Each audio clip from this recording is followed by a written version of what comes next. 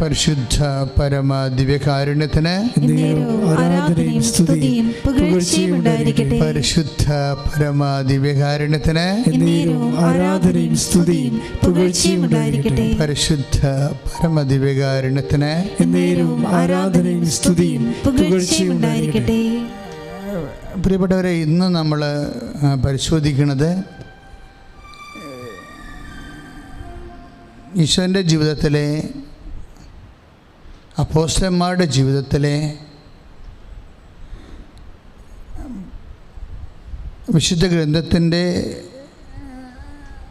അഭിഷിക്തരായ ദൈവ മനുഷ്യരുടെ ജീവിതത്തിലെ വളരെ സങ്കടപ്പെടുത്തുന്ന സാഹചര്യങ്ങളെ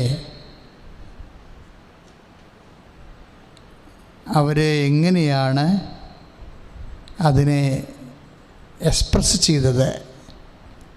നമ്മുടെ വിഷമതകളെ ദൈവതിരുസന്നിധിയിലേക്ക് സമർപ്പിക്കണ്ടേ? അപ്പോൾ എല്ലാ പ്രാർത്ഥനയിലും വരുന്നത് എന്താണ്? നമ്മുടെ വിശ്വാസം, പ്രത്യാശ, ദൈവസ്നേഹം, പിന്നെ സമർപ്പണം. പ്രാർത്ഥനയുടെ കണ്ടൻ്റ് അതാണ്. ശരിക്കും നമ്മൾ പ്രാർത്ഥിക്കുന്ന വിഷയങ്ങളല്ല പ്രാധാന്യം.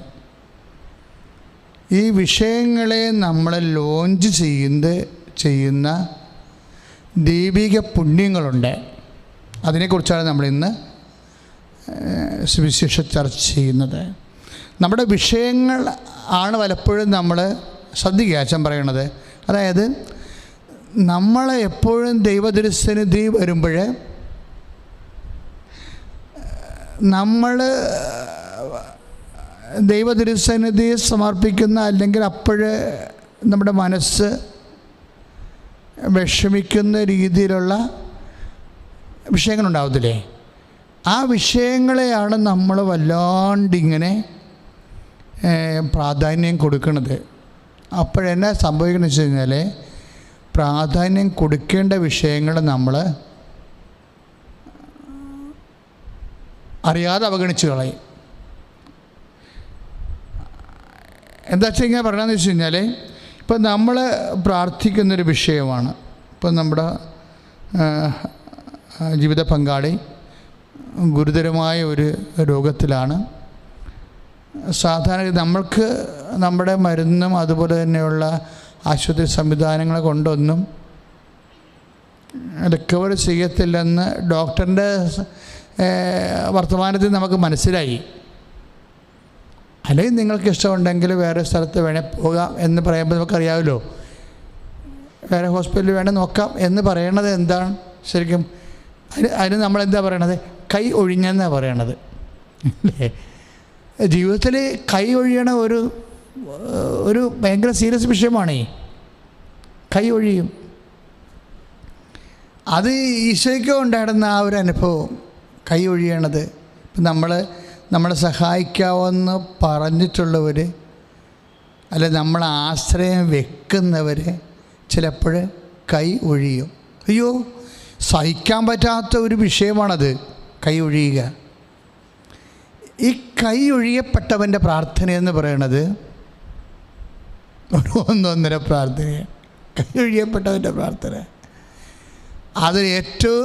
അപ്പം ഞാൻ ഓർക്കണതേ, ഈ കൈ ഒഴിയപ്പെട്ട് കഴിയുമ്പോൾ ആ ഒരു വല്ലാത്ത ഒരു നിസ്സഹായാവസ്ഥ ഉണ്ടാവുമല്ലോ നമ്മളുടെ.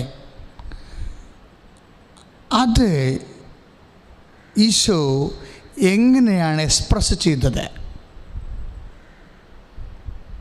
ഇതുപോലെ നമ്മുടെ ജീവിതത്തിൻ്റെ വ്യത്യസ്തങ്ങളായ മണ്ഡലങ്ങളിൽ വരുന്ന ഓരോ ജീവിതാവസ്ഥകളെ എങ്ങനെയാണ് എക്സ്പ്രസ് ചെയ്തത്?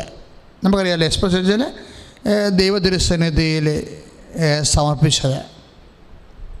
കൈ ഒഴിയപ്പെട്ടതിൻ്റെ അവസ്ഥയെ ഈശോ എങ്ങനെ ദൈവതിരുസന്നിധിയിൽ സമർപ്പിച്ചു?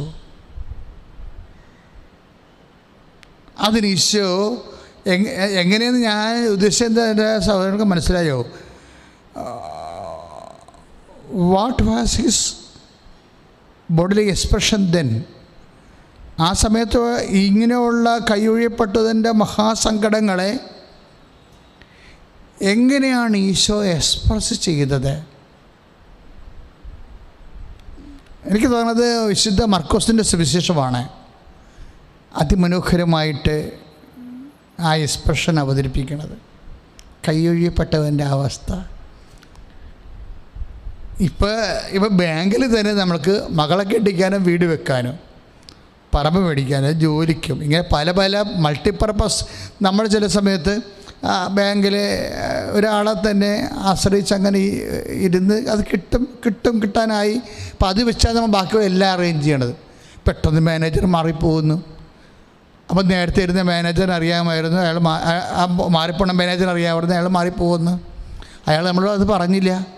അയാൾ നല്ല മുഖത്തോടെ രക്ഷപ്പെടാൻ വേണ്ടി നമുക്ക് തരാമെന്ന് പറഞ്ഞ് നിൽക്കരുത്. അപ്പം നിങ്ങളവർക്കും ഇങ്ങനെ ഈശോൻ്റെ കാര്യം പറഞ്ഞിട്ട് എന്തിനാ അച്ഛൻ പെട്ടെന്നിങ്ങനെ ഒരു ബാങ്കിൻ്റെ വിഷയത്തിലേക്ക് ചുമ്മാ ഒരു സില്ലി കേസിലേക്ക് കുപ്പ് കുത്തണമെന്ന് ചോദിക്കും. അത് സില്ലി കേസല്ല. ആ അനുഭവിക്കുന്ന വ്യക്തിയെ സംബന്ധിച്ചിടത്തോളം ഇറ്റ് ഇസ് ഭയങ്കര സീരിയസ് ആണ്. പെട്ടെന്നാണ് ഈ മനുഷ്യനെല്ലാം അയാളുടെ വാക്കിൽ ആശ്രയിച്ച് എല്ലാം ക്രമപ്പെടുത്തിക്കൊണ്ടിരിക്കുകയാണ്. അപ്പം അങ്ങനെ സമയത്ത് പെട്ടെന്ന് ഇതുപോലെ ഒരു അശനിപാതം വരണത്. അപ്പോഴാണ് കൈ ഒഴിയപ്പെടുന്ന അവസ്ഥ എന്ന് പറഞ്ഞത്. ഇപ്പം മനസ്സിലായില്ലേ? ഈ കൈ ഒഴിയപ്പെടുന്ന അവസ്ഥ എല്ലാവർക്കും ഉണ്ടാവും. എപ്പോഴും ഉണ്ടാവുന്ന നിർബന്ധമില്ല. വന്നു കഴിഞ്ഞാൽ നമ്മളങ്ങോട്ട് പെട്ടുപോകും. ഇങ്ങനെ പെട്ടുപോകുന്ന സമയത്ത് അത് ഈശോയ്ക്ക് ഉണ്ടായിരുന്നത് ഇതുപോലെ. അതായത് ഈശോനെ ആർക്കും കൈ ഒഴിയാൻ പറ്റില്ല, നിങ്ങൾക്കറിയാമല്ലോ. മനുഷ്യന്മാർക്ക് ആർക്കും കൈ കഴിഞ്ഞാൽ അത് ഏക്കത്തില്ല. അതും ഭയങ്കര രസമാണ്. അതായത് മനുഷ്യന്മാരൊക്കെ ഈശോനെ കൈയൊഴിഞ്ഞാൽ അങ്ങ് ഏക്കത്തില്ല. അത് ഈശോക്കത് ഫീൽ ചെയ്യത്തില്ല. പക്ഷേ ഈ വലിയവരെന്ന് പറയുമ്പോൾ വലിയവർക്ക് വരാൻ പോകുന്നത് വലിയ പ്രയാസങ്ങളായിരിക്കും. ചെറിയവർക്ക് വരാൻ പോണത് ചെറിയ പ്രയാസങ്ങൾ. ഇതുപോലെ തന്നെ ഈശോയ്ക്ക് വന്നപ്പോൾ എന്നാ വരുന്നത്? ഈശോനെ കൈ ഒഴിഞ്ഞ ആരാണ്? അപ്പയാണ്. കാര്യം അവസാന നിമിഷം വരെ എനിക്ക് തോന്നിയിട്ടുണ്ടേ യേശുവിൻ്റെ ഏറ്റവും വലിയ പീഡാസഹനം എന്ന് പറയണത് അപ്പ കൈയൊഴിഞ്ഞ പോലെ തോന്നിയതാ.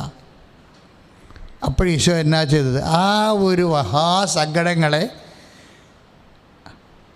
ഈശോ അതെങ്ങനെയാണ് എക്സ്പ്രസ് ചെയ്യണത്? ഈശോ തൻ്റെ തല ഇത്രയും നാൾ ഉയർത്തി നിന്നത് എങ്ങനെയാണെന്നറിയാവോ? അപ്പാ എനിക്കുണ്ടെന്നും പറഞ്ഞാണ് തല ഉയർത്തി നിന്നത്. നമ്മളെയൊക്കെ തല ഉയർത്തി നിൽക്കുന്ന പല കാര്യങ്ങളുണ്ടാകും. വ്യക്തികളാകാൻ ചിലപ്പോഴേ അല്ലേ? നമ്മൾ തല ഉയർത്തി നടക്കണത് എന്താണ്?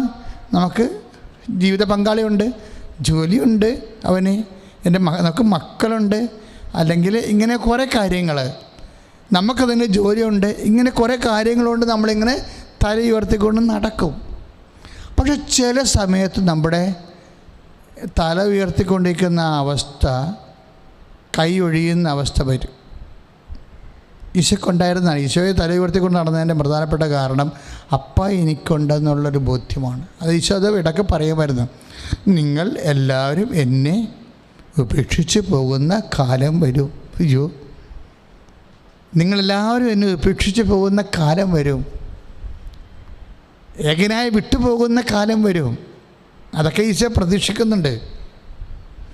പക്ഷേ ഈശോയുടെ മുമ്പിൽ ചില കാര്യങ്ങൾ ഈശോയുടെ കുരിശ് എന്താണെന്ന് നിങ്ങൾ ചോദിച്ചാൽ ഈശോയുടെ പറയാതെ സൂക്ഷിച്ച് വെച്ചിരുന്ന കാര്യങ്ങളാണ് ഈശോയുടെ കുരിശെന്ന് പറയണത്. പറഞ്ഞു മനസ്സിലായോ? ഈശോയുടെ കുരിശ് എന്താണെന്ന് ചോദിച്ചാൽ ഈശോയോട് നേരത്തെ എക്സ്പ്ലെയിൻ ചെയ്ത് കൊടുക്കാതിരുന്ന കാര്യങ്ങളാണ് ഈശോയുടെ സാക്ഷാൽ കുരിശ്.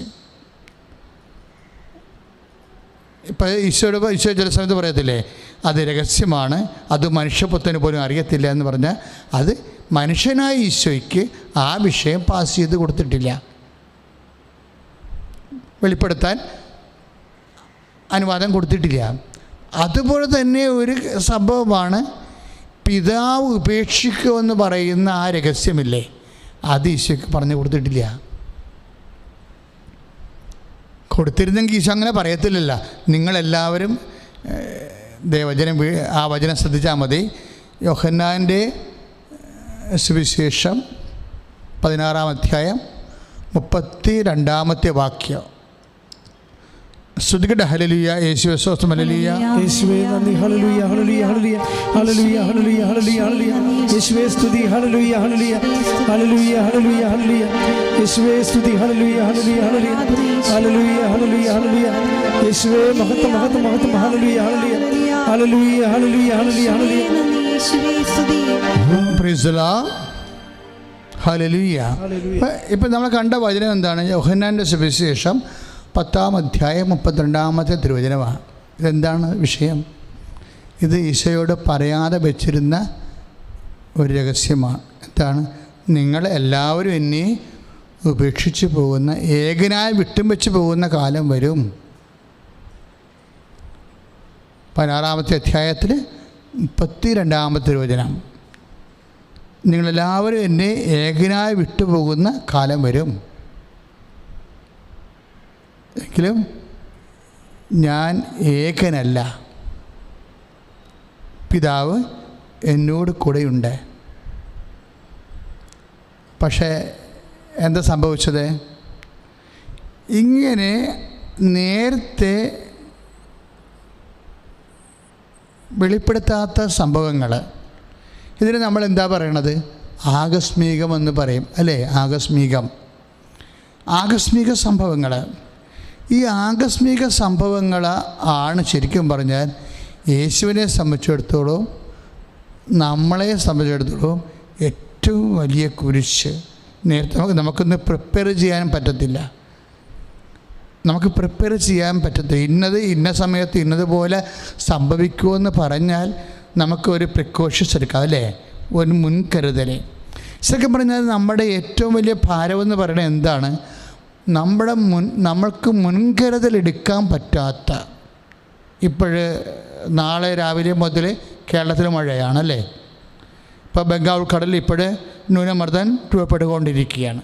അത് നാളെ കന്യാകുമാരി മേഖലയിൽ വരുമെന്നാണ്, മഴയായി വരുമെന്നാണ്, കാറ്റായി കൊടുങ്കാറ്റായി വരുമെന്നാണ് പറയണത്. നമുക്ക് പ്രാർത്ഥിക്കാം. ഈ ആരാധനയിലൂടെ പ്രാർത്ഥിക്കുക. കർത്താവായ ദൈവമേ, ഒരു മക്കൾ പോലും ജീവിതാവസ്ഥകൾ പോലും ഒരു രാജ്യത്തും കൊടുങ്കാറ്റിനാൽ നഷ്ടപ്പെടാതിരിക്കാൻ വേണ്ടി അമ്മേ, പരിശുദ്ധമ്മേ, ദേവമാതാവേ, ഈ നിമിഷം ഈശോയോട് മാധ്യസ്ഥം വഹിക്കണമേ.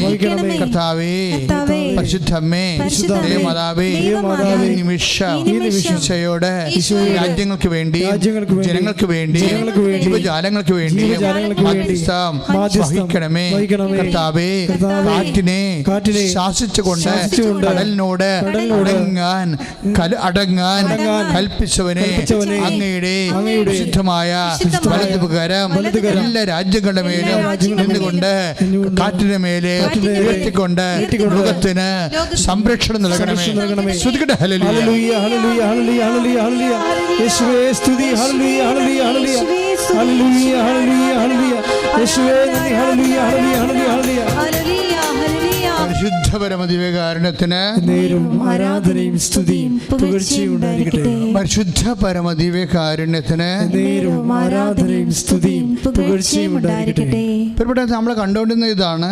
ഇതുപോലെ ചില സമയത്ത് ഇപ്പോൾ ഇന്ന് ഓറഞ്ച് അലർട്ട്, കേരളത്തിൽ തന്നെ റെഡ് അലർട്ടുണ്ട്, യെല്ലോ അലർട്ടുണ്ട്, ഓറഞ്ച് അലർട്ടുണ്ട്. അപ്പം മുൻകരുതൽ കൊടുത്തിരിക്കുകയാണ് നേരത്തെ. അപ്പം ചില ജീവിതത്തിലെ പല കാര്യങ്ങൾ ഇത് ഗവൺമെൻറ് എന്താ പറഞ്ഞിരിക്കണമെന്ന് അറിയാമോ?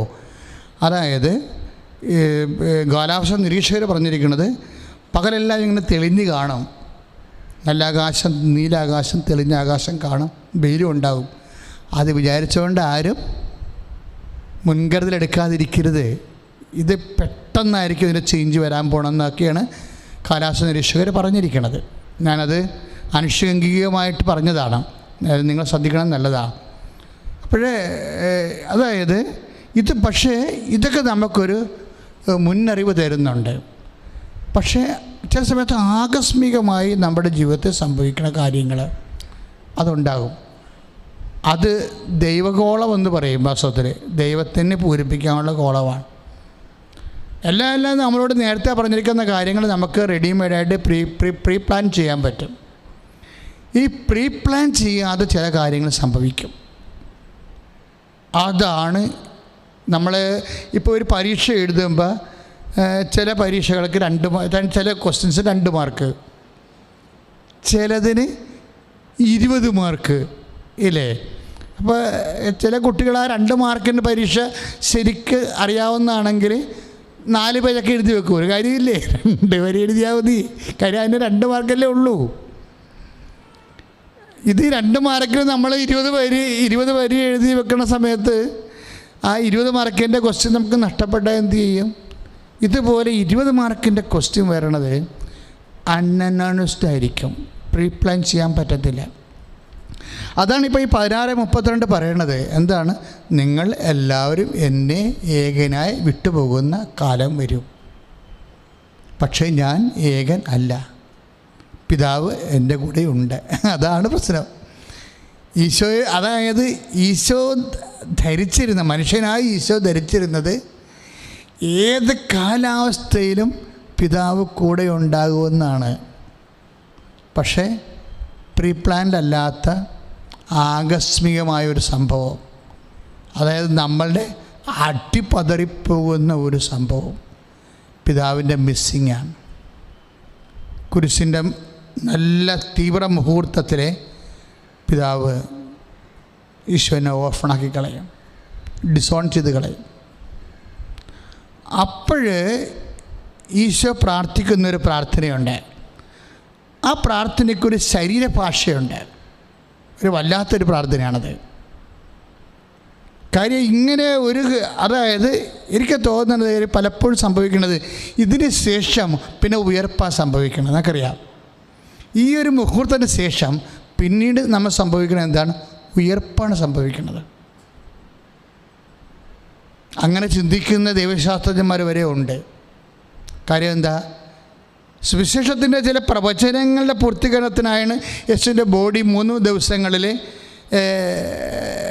കല്ലറയിൽ അടക്കപ്പെടുന്നത്. പക്ഷേ ദൈവപുത്രനായ ഈശോയെ സംബന്ധിച്ചിടത്തോളം ആ സമയം തന്നെ ട്രാൻസ്ഫോം ആവും. അങ്ങനെ ചിന്തിക്കുന്ന, ഞാൻ സഭയുടെ പഠനമല്ല പറഞ്ഞത്, അങ്ങനെ ചിന്തിക്കുന്ന ദൈവശാസ്ത്രജ്ഞന്മാരുണ്ട്.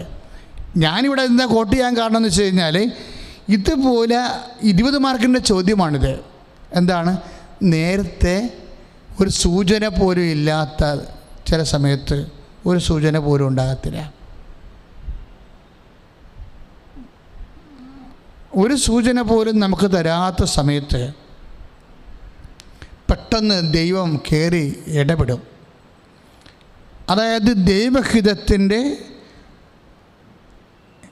ഇതിൻ്റെ അകത്ത് വരുന്നൊരു വിഷയം, ഈശോ ഇവിടുന്ന് കട്ടിച്ച് രക്ഷപ്പെട്ടെന്ന് ഞാൻ പറയത്തുള്ളൂ. എന്താ കാര്യം വെച്ച് കഴിഞ്ഞാൽ രക്ഷപ്പെടാൻ കാരണം പരിശുദ്ധാത്മാവ് ഇതിന് ശേഷമാണ് ഇതിൻ്റെ നിർദ്ദേശം കൊടുത്തിട്ട് ഒരു സെക്കൻഡ് കഴിയുമ്പോഴാണ് ഈശോയിൽ നിന്ന് ആത്മാവ് പിരിയണത്. പക്ഷെ പിരിയണ മുമ്പ് സുവിശേഷം ഒരു കാര്യം പറയും. എന്താണ്? അവൻ തല ചായ്ച്ച് ജീവനെ സമർപ്പിച്ചു എന്ന്. ഭയങ്കര വാക്കാണത്. അവൻ ജീവനെ സമർപ്പിച്ചിട്ട് തല ചായ്ക്കുകയല്ല ചെയ്യണത്. അങ്ങനെ നമുക്കൊക്കെ അങ്ങനെയാണ്. ജീവൻ പോകുമ്പോഴല്ലേ തല ഒടിഞ്ഞു വീണത്. പക്ഷേ ബൈബിളിൽ എഴുതിയിരിക്കുന്നത് എന്താണ്? അവൻ ജീവനെ സമർപ്പിച്ചു, തല ചായ്ച്ചു. അത് വല്ലാത്ത ഒരു വാക്കാണത്. എന്ന് വെച്ചാൽ അവൻ ബോധത്തോടെ ആണ് ജീവനെ സമർപ്പിച്ചത്. ആ ജീവനെ സമർപ്പിക്കുന്നതിൻ്റെ ബോഡി ലാംഗ്വേജായിട്ടാണ്, ബോഡി ഭാഷയായിട്ടാണ് തല ചായ്ക്കുക എന്ന് പറയണത്. അപ്പോൾ തല ചായ്ക്കണത് എന്താണ് അവിടെ? It's A prayer. അല്ലാതെ ഒരു ബയോളജിക്കൽ സിസ്റ്റത്തിൻ്റെ ലൈഫ് അങ്ങോട്ട് പോകുമ്പോൾ ഓട്ടോമാറ്റിക്കായിട്ട് ബലൂൺ കുത്ത് വീഴുമ്പോൾ കാറ്റ് പോണ പോലെയുള്ള സാങ്ഷൻ വിഷയമല്ലത്. അതായത് അൺഅനൗൺസ്ഡായിട്ട് നമ്മുടെ ജീവിതത്തിൽ ഇപ്പോൾ ആക്സിഡൻറ്റിലെ ഇപ്പോൾ ചിലർ പറഞ്ഞില്ലേ, എൻ്റെ മകൻ മരിച്ചു പോയെന്നൊക്കെ പറയത്തില്ലേ. അങ്ങനെയുള്ളവരുടെ ഇപ്പോൾ അവർ നേരത്തെ ചിന്തിച്ചതാണോ? നേരത്തെ ചിന്തിച്ചതാണോ? ഇല്ല. പെട്ടെന്ന് ആക്സിഡൻ്റ് ആയിപ്പോയെന്ന് പറയത്തില്ലേ, നേരത്തെ ചിന്തിച്ചതാണോ? ഇപ്പോൾ ഞാൻ ഫേസ്ബുക്കിൽ നോക്കിയപ്പോഴേ എനിക്ക് വളരെ പരിചയമുണ്ടായിരുന്ന ഒരാളിൻ്റെ മുഖം കണ്ട്. പക്ഷേ അതിന് ആദരാഞ്ജലി എന്ന് എഴുതിയിരുന്നത്. ഞാനൊരു ദിവസം അപ്പം തന്നെ മൊബൈൽ പൊത്തി ആത്മശാന്തിക്ക് വേണ്ടി പ്രാർത്ഥിച്ചു. ഈ കോവിഡിൻ്റെ കാലത്തെ വളരെ പ്രിയപ്പെട്ടവരൊക്കെ ആകസ്മികമായി ഇങ്ങനെ മാഞ്ഞു പോവുകയല്ലേ. ഇപ്പോഴ് നമ്മുടെ ജീവിതത്തിൽ ആകസ്മികമായി സംഭവിക്കുകയല്ലേ ഓരോ കാര്യങ്ങൾ. ഇങ്ങനെ ആകസ്മികമായി സംഭവിക്കുന്ന ഒരു കാലം ഉണ്ടായിട്ടില്ല പണ്ട്. ഇത്രയും ആകസ്മികമായൊക്കെ ഇപ്പം എത്രയോ പേർക്കാണ് കൂട്ടുകാരെ നഷ്ടപ്പെട്ടത്, എത്ര പേർക്ക് ബന്ധുക്കളെ നഷ്ടപ്പെട്ടു, എത്ര പേർക്ക് ജീവിത പങ്കാളികളെ നഷ്ടപ്പെട്ടു. ഇത് നമ്മൾ കണക്ക് കൂട്ടിയ കാര്യമാണോ? ആകസ്മികമായി സംഭവിച്ച പോലെയാണ് ദൈവത്തിലെ. അപ്പോൾ എൻ്റെയും നിൻ്റെയും ജീവിതത്തിൽ മാത്രമല്ല, ഈശോയുടെ ജീവിതത്തിലും ഈ 16-32 വർക്കൗട്ട് ചെയ്യും. എന്താണ്? നിങ്ങളെല്ലാവരും എന്നെ ഏകനായി വിട്ടുപോകുന്ന കാലം വരും, പക്ഷെ ഞാൻ ഏകനല്ല, എൻ്റെ പിതാവ് എന്നോട് കൂടെ ഉണ്ട് എന്ന് പറഞ്ഞിട്ട് ഇല്ലാണ്ടിരിക്കുന്ന അവസ്ഥ. ഇപ്പം കുർബാന കഴിയുന്ന സമയത്ത് സമാധാനം നിങ്ങളോട് കൂടെ എന്ന് പറയത്തില്ലേ? എന്നിട്ട് നിങ്ങൾ ചിലർ സമാധാനം ഇല്ലാണ്ട് പുറത്തേക്ക് പോകത്തില്ലേ? അപ്പോൾ സമാധാനമുണ്ട്, നിങ്ങളുടെ കൂടെയാണെന്നാണല്ലോ അച്ഛൻ പറഞ്ഞത്. പക്ഷേ എൻ്റെ വീട്ടിലെ അവസ്ഥ ഓർക്കുമ്പോൾ എനിക്ക് സമാധാനം കിട്ടണില്ല. ഇത് ജീവിതാനുഭവമാണ്. ശരിക്കും ഇത് ജീവിതാനുഭവമാണ്. എന്തിൻ്റെ കുഴപ്പമാണെന്ന് വെച്ച് കഴിഞ്ഞാൽ, ഒരു കാര്യം നമ്മളോട് പറഞ്ഞിട്ട് അല്ലെങ്കിൽ നമ്മൾ വിചാരിക്കണ പോലെ നമ്മൾ വിചാരിക്കുന്നതിനെതിരായിട്ട്, ഇപ്പം പിതാവ് എപ്പോഴും എൻ്റെ കൂടെയുണ്ട്, ഞാൻ ഏകനല്ല, നിങ്ങളെല്ലാവരും എന്നെ വിട്ടേച്ചും പോകുന്ന കാലം വരും എന്ന് പറയുമ്പോഴും, അങ്ങനെ ആശിച്ചും ആഗ്രഹിച്ചും വിശ്വസിച്ചും പ്രത്യാശിച്ചും ഒക്കെ ഇരുന്നിട്ട് നമ്മുടെ വിശ്വാസത്തിനെതിരായി, നമ്മുടെ പ്രത്യാശയ്ക്കെതിരായി പെട്ടെന്ന് ഈശോനെ പിതാവ് കൈവിട്ട് കളയുന്ന അവസ്ഥ. ഇതുതന്നെയാണ് നമ്മൾക്കും പലർക്കും പറ്റുന്ന അവസ്ഥ. ഈശോ എല്ലാത്തിലും നമ്മൾക്ക് സമനായെന്ന് പറയണില്ലേ? ഭയങ്കരമായ വാക്കാണത്. അവൻ പാപം ഒഴികെ മറ്റെല്ലാത്തിലും നമ്മൾക്ക് സമനായെന്ന് പറയുന്ന വാക്കുണ്ട്. എന്ന് വെച്ചാൽ ഒരു മനുഷ്യൻ ഈ ജീവിതത്തിൽ അനുഭവിക്കുന്ന ആകസ്മികവും അല്ലാതെയുമായിട്ടുള്ള എല്ലാ വിഷയങ്ങൾക്കുമാണ് അവൻ മനുഷ്യാവതാരം ചെയ്തിരിക്കുന്നത്. നമ്മൾ ചെറിയ നോൻപ് ആരംഭിച്ച മനുഷ്യാവതാരത്തെക്കുറിച്ച് ചിന്തിച്ചുകൊണ്ടിരിക്കുകയാണ്. പക്ഷെ മനുഷ്യാവതാരത്തിൻ്റെ തലങ്ങളുണ്ടല്ലോ. ഇപ്പം ചെറിയ നോൻപിൻ്റെ കാലത്ത് നമ്മൾ ധ്യാനിക്കണത് എന്താണ്? കർത്താവിന് മനുഷ്യാവതാരമാണ്. ഈ മനുഷ്യാവതാരത്തിൻ്റെ അനുഭവതലങ്ങളെ അതീവ ആഴമുള്ളതാണ്. ഇപ്പം എന്താ പറഞ്ഞതെന്ന് വെച്ച് കഴിഞ്ഞാൽ, എനിക്ക് തന്നെ അറിയത്തില്ല എന്നർത്ഥം. കാര്യം എൻ്റെ വായിൽ കർത്താവ് തരുന്നതാണ് ഞാൻ നിങ്ങൾക്ക് തരണത്. ഞാൻ ഒത്തിരി പ്രാർത്ഥിച്ചാലേ ഇവിടെ നിൽക്കണത്. ഇപ്പോഴെന്താ ഈശോ പറയണത്? അതായത് അവൻ പാപമൊഴികെ നമുക്ക് എല്ലാത്തിനും നമുക്ക് സമനായി ജീവിച്ചു എന്ന്. അതിനകത്തുള്ളതാണ് ഈ ആകസ്മികമായ വിയോഗവും ആകസ്മികമായ കൈയൊഴിയലും ഒക്കെ. ഇങ്ങനെ ആകസ്മികമായ കൈയൊഴിയൽ നിൻ്റെ ജീവിതത്തിൽ മാത്രമല്ല, ഈശോൻ്റെ ജീവിതത്തിൽ പോലും സംഭവിച്ച ഒരു വിഷയമാണ്. പേനിലൂടെ പരിശുദ്ധാത്മാവ് ദൈവവേദനെ നിന്നോട് എന്താ പറയണത്? ഇത് ഒരു 20 മാർക്കിൻ്റെ ചോദ്യം പോലെയാണ്. ഈ ചോദ്യത്തിൽ നമ്മൾ ഉത്തരം കൊടുക്കാൻ ഇടയായാൽ നമ്മൾ ഈ പരീക്ഷയ്ക്ക് ജയിക്കും. ഞാൻ പറഞ്ഞാൽ മനസ്സിലായോ?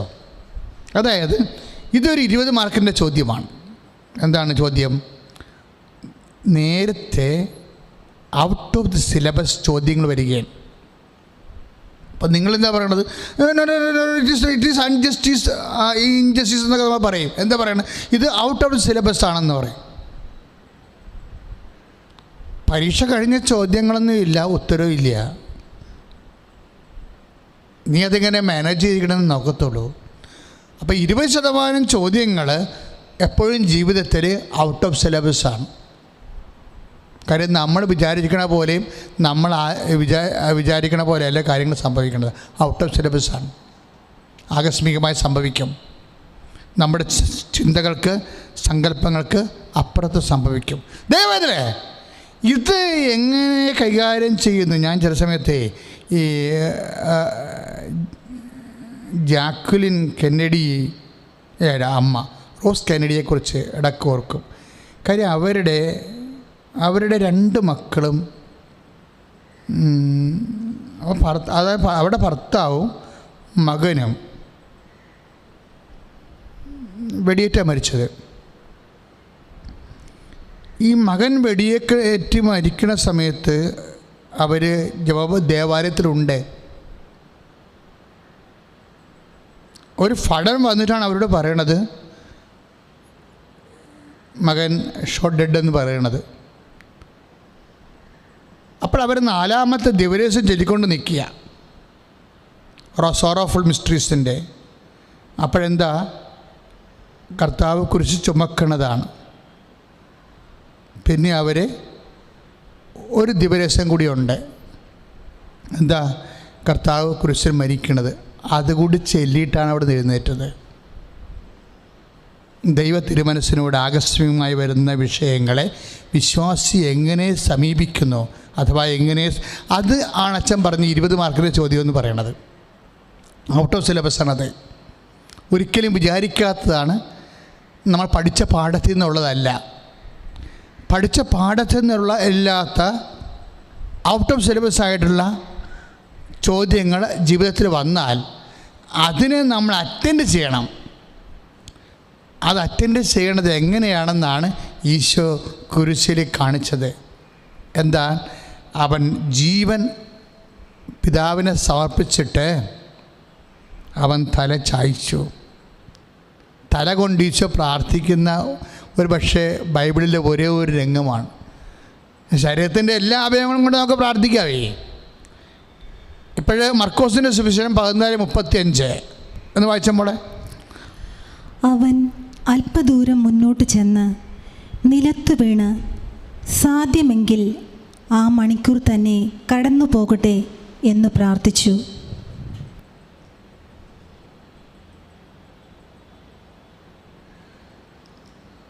യോഹന്നാൻ്റെ സുവിശേഷം 19:30. നമുക്കൊരു വചനം കൂടി വായിക്കാം. വിശുദ്ധ യോഹന്നാൻ്റെ സുവിശേഷം 19-ാം അധ്യായം 30-ാമത്തെ വാക്യം. യേശു വിനാഗിരി രുചിച്ചിട്ട് പറഞ്ഞു, എല്ലാം പൂർത്തിയായിരിക്കുന്നു. അവൻ തല ചായ്ച്ച് ആത്മാവിനെ സമർപ്പിച്ചു. Praise the Lord. അവൻ തല ചായ്ച്ച് ആത്മാവിനെ സമർപ്പിച്ചു. അതാണ് അച്ഛൻ നേരത്തെ പറഞ്ഞത്. അതായത് തല ചായ്ക്കുന്നത് ഒരു പ്രാർത്ഥനയുടെ ഭാഗമായിട്ടാണ്. എന്നിട്ടാണ് ഈശോ തൻ്റെ ജീവനെ പരപിതാവിന് സമർപ്പിക്കുന്നത്. ഇപ്പം തല ചായ്ക്കുന്നത് ഒരു പ്രെയർ ഫോമാണ്. നമ്മളിവിടെ ചർച്ച ചെയ്യുന്നത് മനുഷ്യാവതാരത്തിൻ്റെ കാണാപ്പുറങ്ങളാണ്. ചെറിയ നോൻപ് കാലത്ത് ധ്യാനമാണിത്. മനുഷ്യാവതാരത്തിൻ്റെ കാണാപ്പുറങ്ങൾ, അതായത് നമ്മൾ കാണാത്ത കാര്യങ്ങൾ ഔട്ട് ഓഫ് ദി സിലബസായിട്ട് നമ്മളുടെ ചിന്തയിലും ധാരണകളിലും നേരത്തെ ഒരു മുന്നറിവില്ലാതെ ആകസ്മികമായി സംഭവിക്കുന്ന വിഷയങ്ങളെ നമുക്ക് തല ചായ്ച്ച് കൊടുക്കാനുള്ള വിഷയങ്ങളാണ്. That's A prayer. എന്ന് വെച്ചാൽ ഇത് ഏതുമായിട്ടാണ് കണക്ഷൻ എന്നറിയാമോ? ഈ 19:30 എന്തുമായിട്ടാണ് കണക്ഷൻ എന്നറിയാമോ? ഈ വചനം ലിങ്ക് ചെയ്യണത്, ഈ വചനം ലിങ്ക് ചെയ്യണത് 53:7 ഐസയാവിൻ്റെ 53:7 എന്താണ്? അവൻ തർക്കിക്കുകയോ ബഹളമുണ്ടാക്കുകയില്ല, അവൻ തല ചായ്ച്ചു. അവൻ തർക്കിച്ചില്ല, ബഹളം ഉണ്ടാക്കിയില്ല. മക്കളെ, നമ്മളുടെ ജീവിതത്തിൽ ഇങ്ങനെ ഔട്ട് ഓഫ് സിലബസ് ആയിട്ട് വരുന്ന ആകസ്മികമായ സംഭവങ്ങളെ കർത്താവിൻ്റെ വചനം പറയാൻ എന്താണ്? അത് ദൈവത്തോട് തർക്കിക്കാനുള്ളതല്ലെന്ന്, അത് ബഹളമുണ്ടാക്കാനല്ല ഉള്ളതല്ല, അത് സഹനദാസൻ്റെ സിലബസാണ്. സഹനദാസൻ്റെ സിലബസ് എന്ന് പറയുന്നത് എപ്പോഴും മഹത്വത്തിൻ്റെയും ഉയർപ്പിൻ്റെയും നമ്മളുടെ ഉത്ഥാനത്തിനെ അടിസ്ഥാനപ്പെടുത്തിയിരിക്കുന്നത്, ഈ നമ്മുടെ മഹത്വത്തെ അടിസ്ഥാനപ്പെടുത്തിയിരിക്കുന്നത് ഈ അൺഅനൗൺസ്ഡ് ആയിട്ടുള്ള ക്വസ്റ്റ്യൻ നമ്മൾ എങ്ങനെ കൈകാര്യം ചെയ്തിരുന്നതാണ്. ഇപ്പം 19 ഇപ്പം വിനാഗിരി വെള്ളമാണ് ചോദിക്കണത്. വെള്ളം ചോദിച്ചതാണേ, കർത്താവ് വെള്ളമാണ് ചോദിച്ചത്. നമ്മളത് വ്യാഖ്യാനിച്ച് ആത്മാക്കൾക്ക് വേണ്ടി ദാഹിക്കണം എന്നൊക്കെ പറയണത് ഒരു ആധ്യാത്മികമായൊരു വ്യാഖ്യാനമാണ്.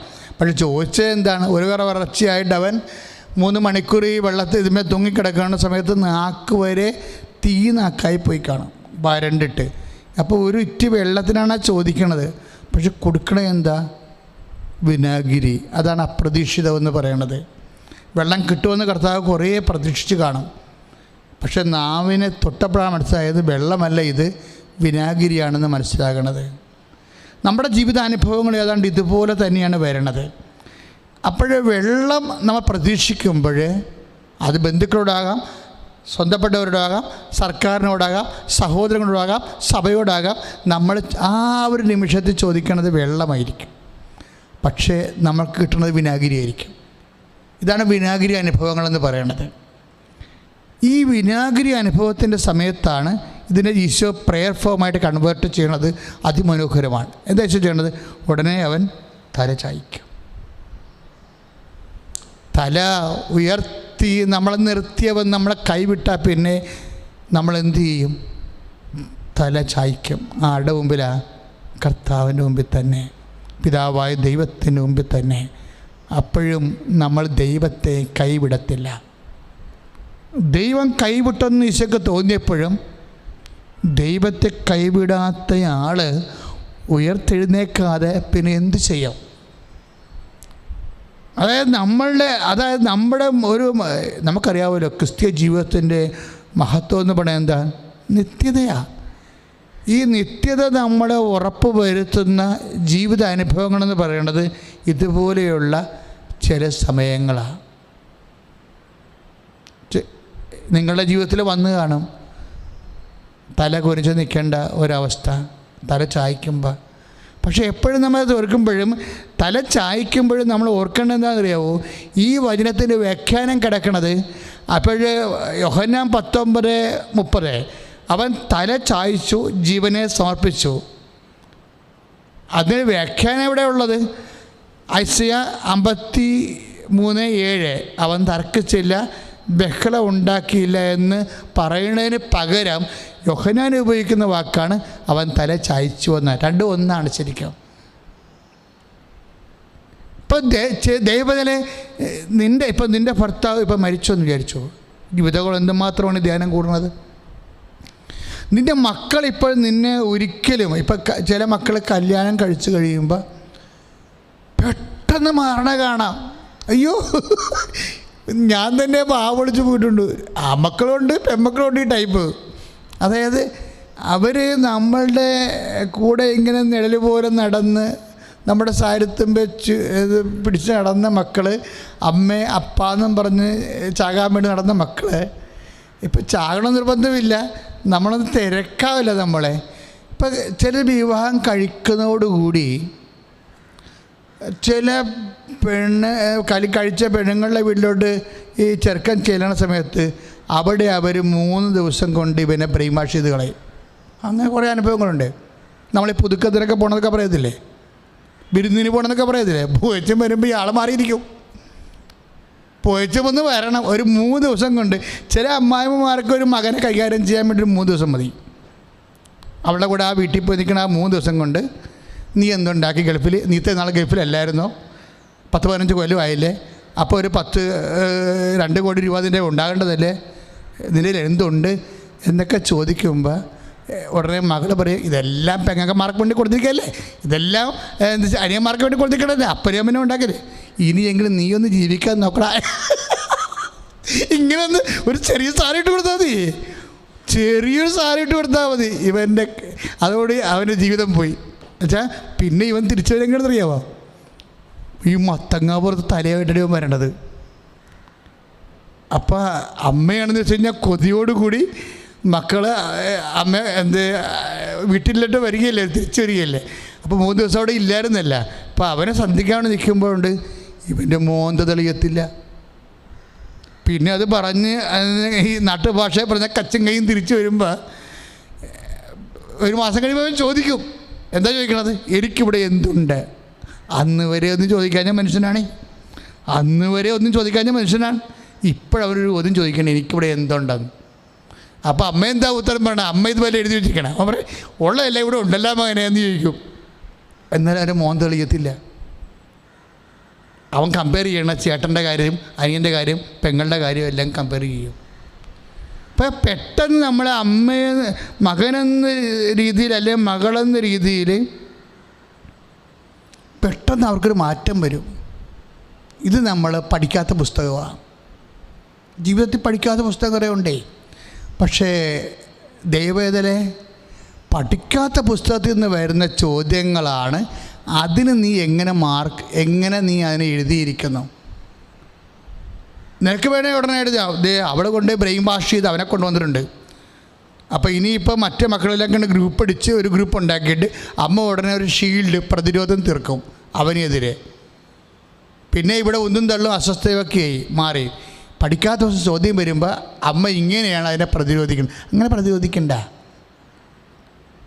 നിങ്ങൾക്ക് ഈ മക്കളെയൊക്കെ തരണമെമ്പോൾ ഒരാളുണ്ടേ, അയാൾ പറഞ്ഞിട്ടുണ്ടേ ഇതൊന്നും ഓവറായിട്ട് ആളിൽ നിന്നും അമിതമായിട്ടൊന്നും പ്രതീക്ഷിക്കേണ്ടെന്ന് പറഞ്ഞിട്ടുണ്ട് നേരത്തെ.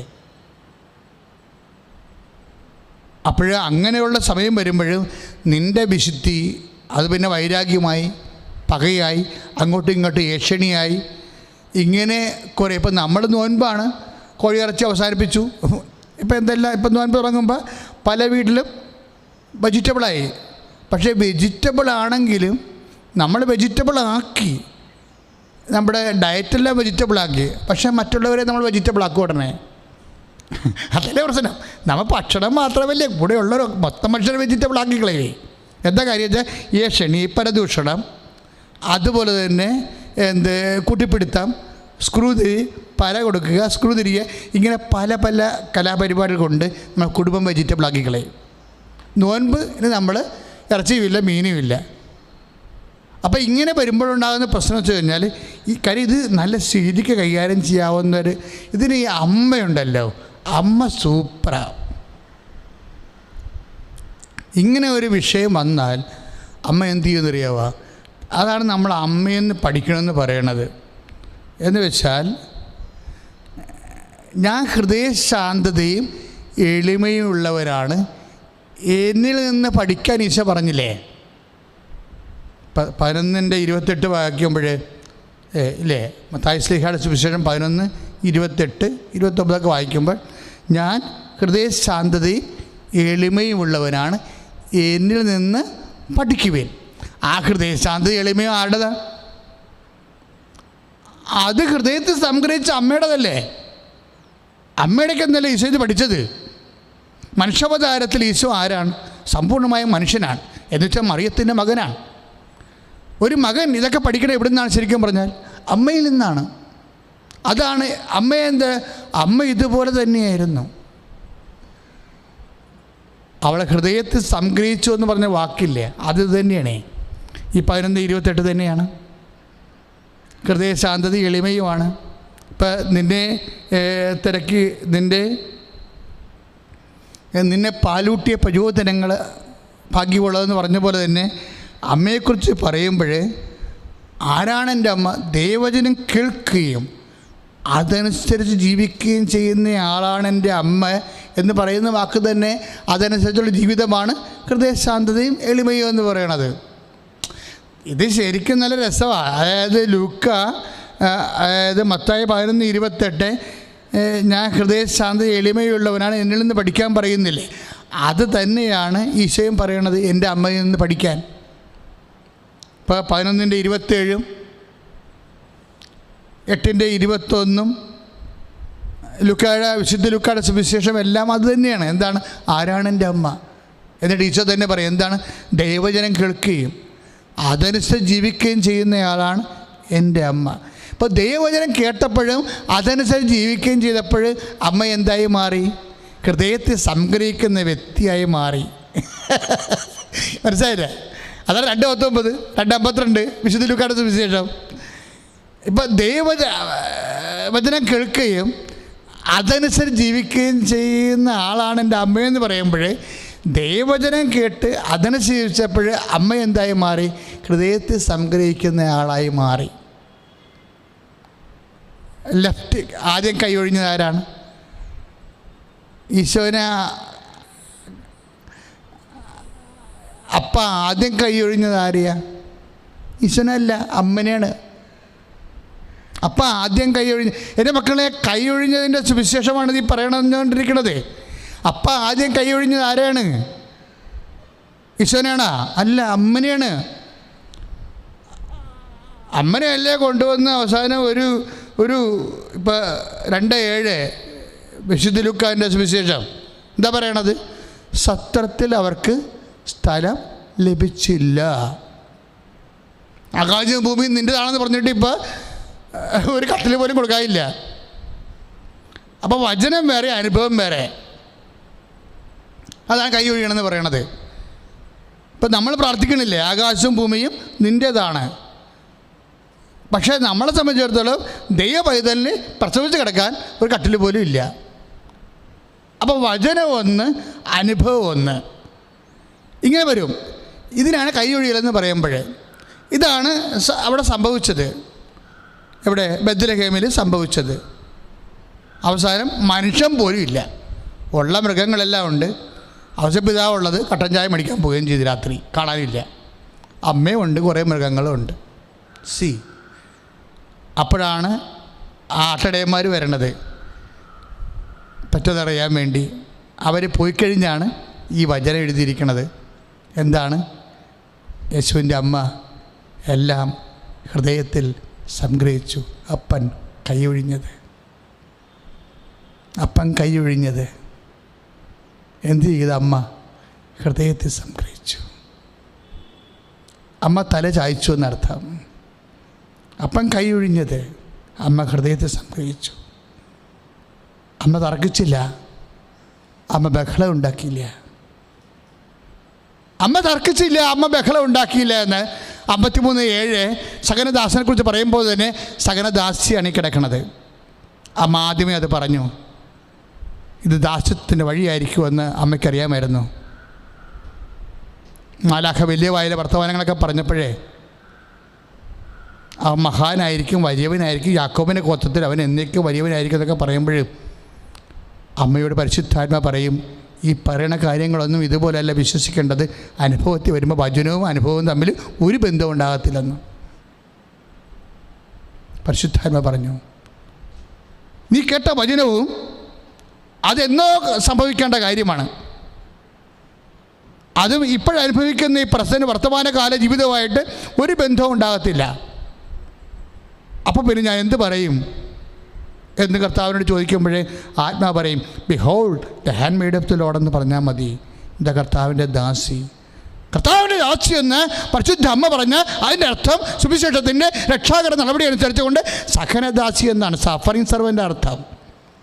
അമ്മയും സഫറിങ് സർവൻ്റാണ്, കർത്താവിൻ്റെ ദാസിയാണ്. ദേവതലേ, എൻ്റെയും നിൻ്റെയും ജീവിതത്തിൽ ഇതുപോലെ അൺഅനൗൺസ്ഡ് ആയിട്ടുള്ള, ആകസ്മികമായിട്ടുള്ള, നേരത്തെ പറയാത്ത പഠിക്കാത്ത പാഠത്തിൽ നിന്ന് ഔട്ട് ഓഫ് സിലബസ് ചോദ്യങ്ങൾ വരുമ്പോൾ ഇതുപോലെ കർത്താവിൻ്റെ ദാസി.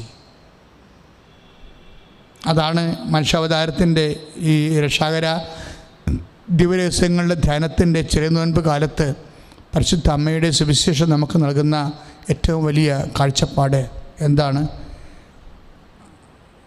അവൾ ഹൃദയത്തിൽ സംഗ്രഹിച്ചു. 2:19 ലൂക്കാ സുവിശേഷം. അവൾ ഹൃദയത്തിൽ സംഗ്രഹിച്ചു. അതുകൊണ്ട് അതെന്താണ്? അതിനെക്കുറിച്ച് ചിന്തിച്ചു. അതിൻ്റെ ഈക്വൽ വേർഡ് എന്താണ്? അവൾ തർക്കിച്ചില്ല, ബഹളമുണ്ടാക്കിയില്ല. ദൈവത്തിലെ ഇതുപോലെ നമ്മുടെ ജീവിതത്തിൽ ഞാൻ മുമ്പ് പറഞ്ഞ പോലുള്ള ചില അനുഭവങ്ങളിലൂടെ ആകസ്മികമായി നിൻ്റെ ഭർത്താവ് മാറിപ്പോകുന്നു. അങ്ങനെ വരാമല്ലോ. ആകസ്മികമായി നിൻ്റെ ഭർത്താവ് മാറിപ്പോകുന്നു, സ്വഭാവം മാറിപ്പോകുന്നു. അങ്ങനെ വരാം. ഉടനെ പോയി നീ പോയിസണൊന്നും അടിച്ച് തിന്നേക്കരുത്. ആകസ്മികമായെന്ന് പറഞ്ഞത് ഈ കഴിഞ്ഞ ദിവസങ്ങളിൽ ഒരു ഫേസ്ബുക്ക് പോസ്റ്റ് ഉണ്ടായിരുന്നു. ഒരു മൈക്കെന്ന് പറയുന്ന ഒരു മനുഷ്യൻ്റെ 6 ഗേൾ ഫ്രണ്ടുകൾ ഒരുമിച്ച് പ്രഗ്നൻ്റായി നിൽക്കണം. അവൻ്റെ ഫേസ്ബുക്ക് പോസ്റ്റിൽ അവൻ ഇട്ടിരിക്കുകയാണത്. അവൻ്റെ 6 ഗേൾ ഫ്രണ്ടുകൾ ഒരുമിച്ച് പ്രഗ്നൻ്റായിരിക്കുന്ന, എന്നിട്ട് ഈ ഗർഭിണി പെണ്ണുങ്ങളെല്ലാം വയറും തടവി അങ്ങോട്ടും ഇങ്ങോട്ടും ചിരിച്ചുകൊണ്ട് നിൽക്കണം. ആയിക്കട്ടെ, എന്തൊരു കാഴ്ച! ഒരു മൊത്തം 3 ലക്ഷത്തോളം കമൻ്റാണ് അതിന് താഴെ. ചിലർ പറയും കോളടിച്ചല്ലോ, ചിലർ പറയും ഇത് എങ്ങനെ ഒപ്പിച്ചു, ഇങ്ങനെ എന്തെല്ലാം മലയാളത്തിൽ ഇംഗ്ലീഷും കൂടി കമൻറ്റുകളാണ്. അപ്പോൾ ഞാൻ ഓർക്കുകയാണ്, ദൈവമേ, വരാൻ പോകുന്ന ലോകം എന്തൊരു ലോകമായിരിക്കും. മൈക്കിനെ പോലുള്ള ആൾക്കാരെ കൊണ്ടും അവൻ്റെ പെണ്ണുങ്ങളെ കൊണ്ടും പെറ്റുകൂട്ടി എന്തുമാത്രം ലൈംഗിക അരാജകത്വങ്ങളും ധാർമ്മിക ച്യുതികളും കുടുംബ തകർച്ചകളും നമ്മളെ കാത്തിരിക്കുന്നുണ്ട്. കാര്യം മൈക്കിന് കിട്ടിയിട്ടുള്ള ഈ അപ്ലോസ് മാത്രം മതി. അപ്പോൾ ഇങ്ങനെ ഒരു ഇതൊരു ലോകമാണിത്. നമ്മൾക്ക് ഒരു സൂചന തരികയാണ്. കാര്യം അതിൻ്റെ താഴെയുള്ള കമൻറ്റുകളാണ് നമുക്ക് തരുന്ന സൂചനകൾ. മൈക്കിന് മാത്രം അപവാംശമല്ലത്. അവനെ സപ്പോർട്ട് ചെയ്യുന്ന, ഇങ്ങനെയുള്ള ആൾക്കാരെ സപ്പോർട്ട് ചെയ്യുന്ന ഒരു വലിയ മഹാസമൂഹം ഇന്ന് ഭൂമിയിലുണ്ട്. അതിൻ്റെ ഇടയ്ക്കാണ് ഇപ്പം നിൻ്റെ ഭർത്താവ് നിന്നോടൊരു താല്പര്യക്കോടെ കാണിക്കണമെന്ന് വിചാരിച്ചോ? വല്ല വായി നോക്കി പെണ്ണുങ്ങളെ അയാളെ തോണ്ടിക്കാണും, രണ്ട് കിളി വർത്താനം പറഞ്ഞു കാണും. പിന്നെ ചിലപ്പോൾ നിൻ്റെ പക്ഷവും നിൻ്റെ സംസാരം ചിരിയും ഒന്നും അയാൾക്ക് അത്ര മുമ്പത്തോടും അങ്ങോട്ട് ഏക്കണില്ല. ഇതാണ് ടെസ്റ്റ് പേപ്പർ. ഞാൻ പറഞ്ഞില്ല, അനൗൺസ്ഡ് എന്ന് പറഞ്ഞില്ലേ, പാഠ്യഭാഗത്തിൽ പഠിക്കാത്ത പുസ്തകം, പഠിക്കാത്ത ഭാഗത്തു നിന്നുള്ള ചോദ്യമാണിത്. ഇത് നീ പ്രതീക്ഷിച്ചില്ല. ഒരമ്മ എന്നോട് പറഞ്ഞു, ഞാൻ എപ്പോഴും ഓർക്കും, അച്ഛാ 16 വയസ്സ് വരെ എൻ്റെ മകന് ഒരു പ്രശ്നമില്ല. അപ്പോൾ ഞാൻ ദൈവത്തിൻ്റെ പൈതലിനെപ്പോലെ വളർത്തിയതാണ്. ഈ 16ാമത്തെ വയസ്സിൽ അവൻ കാണിക്കുന്ന കാട്ടം കണ്ടിട്ട് എനിക്ക് ആത്മഹത്യ ചെയ്യാൻ തോന്നണമെന്ന്. കാര്യം പെട്ടെന്ന് ആളങ്ങോട്ട് ചേഞ്ച് ചെയ്തു പോകും, സ്വഭാവത്തിലും പെരുമാറ്റത്തിലും എല്ലാം. അപ്പോൾ ഞാൻ പറഞ്ഞ് തിരിച്ചു വരും ചേച്ചി, വിഷമിക്കണ്ട. ഞാൻ എന്തിനാ അങ്ങനെ പറഞ്ഞത്? ഞാൻ ഈ ആളെ കണ്ടിട്ടാണ് പറഞ്ഞത്. കാര്യം തിരിച്ചു വരണ ഒരു കോൺസെപ്റ്റ് ലോകത്തിന് കൊടുത്തത് ഈശോയാണ്, അല്ലേ? എല്ലാം കഴിഞ്ഞതിന് ശേഷം അവൻ തിരിച്ചു വരും. അതുപോലെ നമ്മൾ അവനെ നല്ല കാലത്തെ കർത്താവിൻ്റെ വചനം പഠിപ്പിച്ചിട്ടുണ്ടെങ്കിൽ, കർത്താവിൻ്റെ പ്രാർത്ഥന നമ്മുടെ കൂടെ അവനെ ചെല്ലിച്ചിട്ടുണ്ടെങ്കിൽ അവൻ തിരിച്ചു വരും. ചില മക്കളൊക്കെ ഇങ്ങനെ 10, 16, 17, 18, 19, 24 വയസ്സ് വരെയൊക്കെ ചിലപ്പോൾ അപഭ്രംശം കാണിച്ചാലും they will return back. അവൻ ചിലപ്പോൾ നീ വേണമെങ്കിൽ ചിലപ്പോൾ അവൻ തിരിച്ചു വരണപ്പോൾ നീ മരിച്ചു പോയെന്ന് വിചാരിച്ചോ, ഒരു കുഴപ്പമില്ല. അപ്പോഴെന്ത് ചെയ്യണം? തല ചായച്ച് സമർപ്പിച്ചാൽ മതി. ഇപ്പം മരണമില്ല ആനക്കാര്യമല്ലല്ലോ ഇപ്പോൾ, ഇടയ്ക്കിടയ്ക്ക് സംഭവിക്കുന്ന കാര്യമാണ്. ഇപ്പം ഇന്ന് പ്രസവിക്കണം, നാളെ ഞാൻ ചിലപ്പോൾ ഈ സമയത്ത് വേറെ അച്ഛനായിരിക്കും പ്രസവിക്കുന്നത്. ഇവർ ഞങ്ങളെ സംബന്ധിച്ചിടത്തോളം, പ്രത്യേകിച്ച് എന്നെ സംബന്ധിച്ചിടത്തോളം എനിക്ക് ഭയങ്കര സന്തോഷമാണ്. കാര്യം അമ്മയെ ഞാൻ നേരിട്ട് കണ്ടിട്ടുള്ള കാരണം എനിക്ക് ആ വിഷയത്തിൽ ടെൻഷനൊന്നുമില്ല.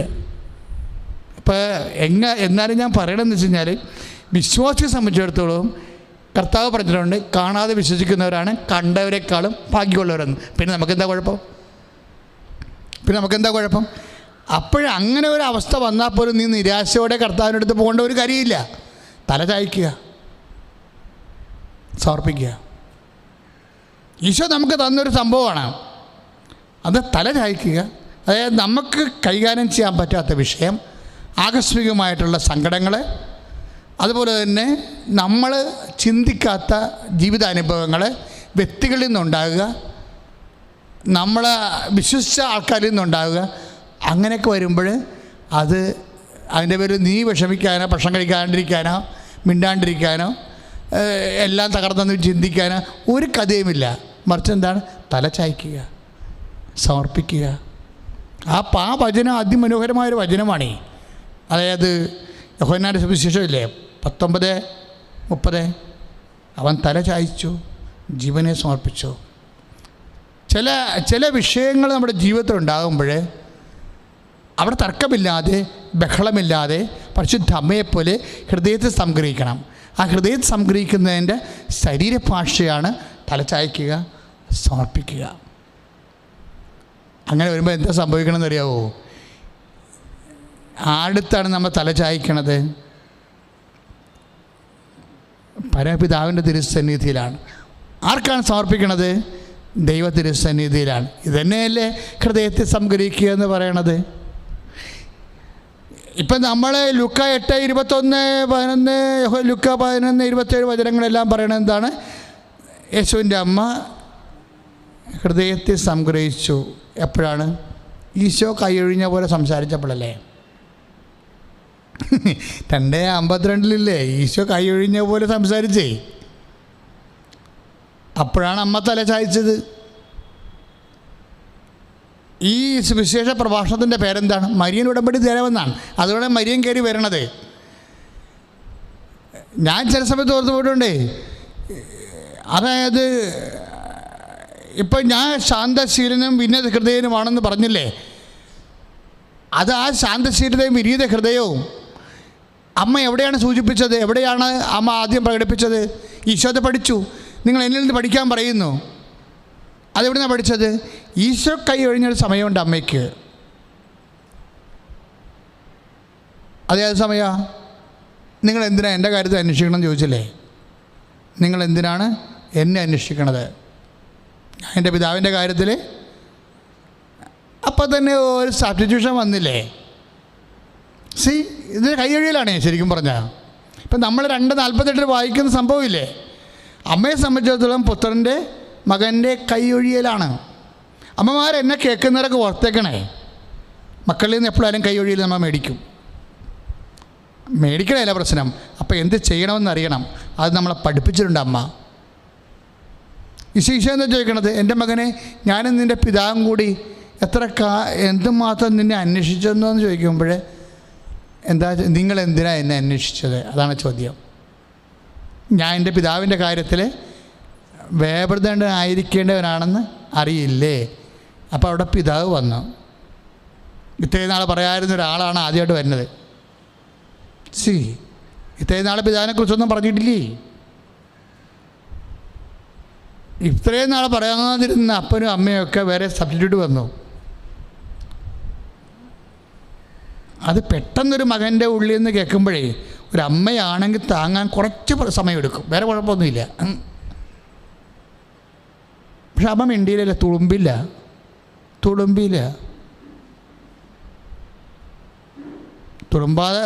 അമ്മ തുളുമ്പിയിലെന്ന് പറയാൻ അമ്മ ആ വിഷയത്തിൽ യേശുവുമായി തർക്കിക്കാൻ തയ്യാറല്ല.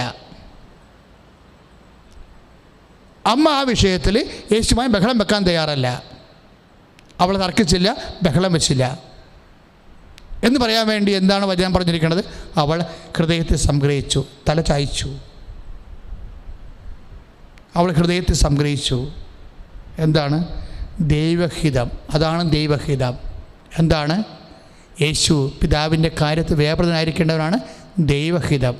ആ ദൈവഹിതത്തിന് ആദ്യമേ ഈശോയുടെ അമ്മ കർത്താവിന് ദാസെന്ന് പറഞ്ഞെങ്കിൽ അതിൻ്റെ തന്നെ അടുത്ത ഭാഗമാണ് അവൾ ഹൃദയത്തെ സംഗ്രഹിച്ചു എന്ന് വെച്ചാൽ ഈശോനെ പോലെ തല ചായ്ച്ചു എന്നാണ്. എന്തിനു തല ചായ്ച്ചു? തല ചായ്ക്കുന്നവർ മനുഷ്യൻ്റെ ഹൃദയത്തിനല്ല തല ചായ്ക്കണത്. തല ചായ്ക്കുന്നവർ ഉത്തരം കിട്ടാത്ത ചോദ്യങ്ങൾ, കൈയൊഴിയപ്പെട്ട ബന്ധം എല്ലാത്തിനും നമ്മൾ തല ചായ്ക്കും. ആകസ്മികമായി സംഭവിക്കുന്ന സംഭവങ്ങൾ, അത് നമുക്കുണ്ടാക്കുന്ന ആഘാതങ്ങൾ എല്ലാത്തിനും നമ്മൾ തല ചായ്ക്കും. എന്തിനാണ് തല ചായ്ക്കണത്? I command my spirit. ഞാൻ എൻ്റെ ആത്മാവിനെ സമർപ്പിക്കുന്നു. ആർക്ക്? ദൈവഹിതത്തിന്. ദൈവരല്ലേ? ഒരു വിശ്വാസിയുടെ ദൈവരാജ്യം എന്താണ്? ഇതുപോലെ ദൈവഹിതത്തിന് സന്തോഷത്തോടെ സമർപ്പണം ചെയ്യുമ്പോൾ ഞാൻ എപ്പോഴും പറയുന്നൊരു കാര്യമേ, വിശ്വാസം, പ്രത്യാശ, സ്നേഹം എന്ന് പറഞ്ഞിട്ട് ഞാൻ പറയും, ഉടനെ പറയും സമർപ്പണം കൂടി ഉണ്ട് കേട്ടോ എന്ന് പറയും. കാര്യം പ്രാർത്ഥനയുടെ ഏറ്റവും മുന്തിയ രൂപം എന്ന് പറഞ്ഞാൽ എന്താണ്? സമർപ്പണമാണ്. പ്രാർത്ഥന ഏറ്റവും മുന്തിയ രൂപം എന്താണത്? വിശ്വാസം, പ്രത്യാശ, സ്നേഹമൊക്കെ പ്രാർത്ഥനയുടെ ജൈവരൂപങ്ങളാണ്, അതിൻ്റെ അകത്തെ ചേരുവകകളാണ്. പക്ഷേ ഏറ്റവും വലിയ ചേരുവക എന്താണ്? സമർപ്പണമാണ്. സമർപ്പണത്തിൽ നിന്നാണ് ഹൃദയത്തെ സംഗ്രഹവും, സമർപ്പണത്തിൽ നിന്നാണ് ഈശോനെ പോലെ മൗനവും, സമർപ്പണത്തിൽ നിന്നാണ് ബഹളം വെക്കാത്തതും, സമർപ്പണത്തിൽ നിന്നാണ് തർക്കിക്കാത്തതും. ഇങ്ങനെ കുറേ സാധനങ്ങൾ അതിനകത്തുണ്ട്. പക്ഷെ ഇതെല്ലാം വരണം എവിടെയാണ്? ആകസ്മികമായ ജീവിത അനുഭവങ്ങളുടെ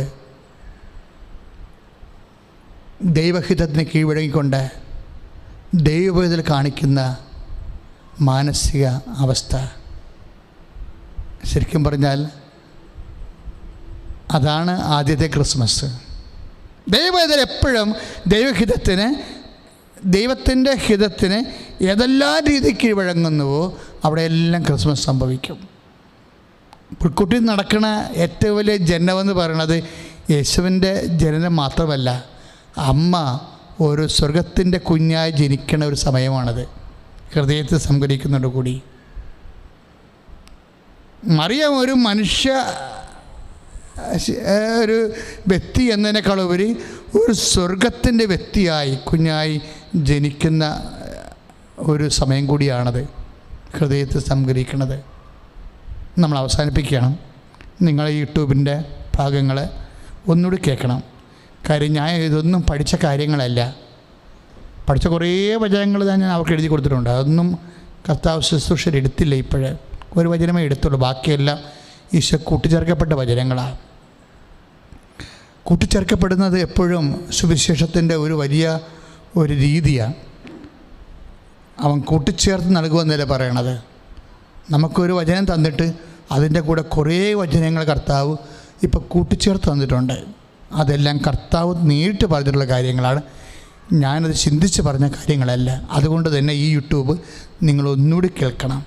നിങ്ങളുടെ ജീവിതാനുഭവങ്ങളിലെല്ലാം ദൈവരാജ്യം അങ്ങ് ready to eat fast food പോലെ ഇരിക്കുക. ഇതിൽ മുഴുവനും ദൈവരാജ്യത്തിൻ്റെ ഫാസ്റ്റ് ഫുഡാണ്. കാരണം നിങ്ങൾ അനുഭവിച്ച വിഷയങ്ങളുടെ മേലെല്ലാം കർത്താവിന് നിലപാട് വ്യക്തമാക്കിക്കൊണ്ട് അതിലേക്ക് നിന്നെ സബ്മിറ്റ് ചെയ്യാൻ പറഞ്ഞിരിക്കുകയാണ്. അത് നിനക്ക് ക്രിസ്മസ് ഉണ്ടാക്കും. ദൈവം നിന്നെ അനുഗ്രഹിക്കട്ടെ. സ്തുതിക്കട്ടെ. ഹല്ലേലൂയ. യേശുവേ സ്തോത്രം. ഹല്ലേലൂയ ഹല്ലേലൂയ ഹല്ലേലൂയ ഹല്ലേലൂയ. യേശുവേ സ്തുതി. ഹല്ലേലൂയ ഹല്ലേലൂയ ഹല്ലേലൂയ ഹല്ലേലൂയ ഹല്ലേലൂയ ഹല്ലേലൂയ ഹല്ലേലൂയ. യേശുവേ സ്തുതി. ഹല്ലേലൂയ ഹല്ലേലൂയ. മക്കളെ, അനുഗ്രഹത്തിൻ്റെ ഈ നിമിഷങ്ങളിലെ അതീവ സന്തോഷത്തോടുകൂടി പരിശുദ്ധാത്മ ജീവനോടെ നിന്ന് മധ്യസ്ഥം വഹിക്കുന്ന ആരാധനയുടെ നിമിഷം. എൻ്റെ മക്കള്, ശാരീരികമായ വേദനപ്പെടുന്ന എല്ലാ രോഗാതുരമായ സ്ഥലങ്ങളിലും നിങ്ങളുടെ കൈകളെ വെക്കുക. കൈകൾ വെച്ച് പ്രാർത്ഥിച്ചിട്ട് സൗഖ്യപ്പെടുത്തുന്നത് കൃപാസനത്തിന് കർത്താവ് തന്ന ഒരു പുണ്യമാണ്. അത് മനസ്സിലാക്കിക്കൊണ്ട് തന്നെ എവിടെയെല്ലാം നിങ്ങൾക്ക് വേദനയുണ്ടോ, കഴുത്തിലെ വേദന, സ്പണ്ടിലോസിസിൻ്റെ വേദന, അവന് തൈറോയിഡിൻ്റെ വേദന, ടോൺസിലിൻ്റെ വേദന, സാധാരണ തൊണ്ട അഴുക്കലുണ്ടാകുന്ന വ്യക്തിയാണോ നീ? ചിലപ്പോൾ തലനീരിറങ്ങി അങ്ങനെ സംഭവിക്കാറുണ്ട്. ചിലപ്പോൾ അത് കോവിഡിന് ലക്ഷണമായിട്ട് നീ വിഷമിക്കുകയും ചെയ്യാറുണ്ട്.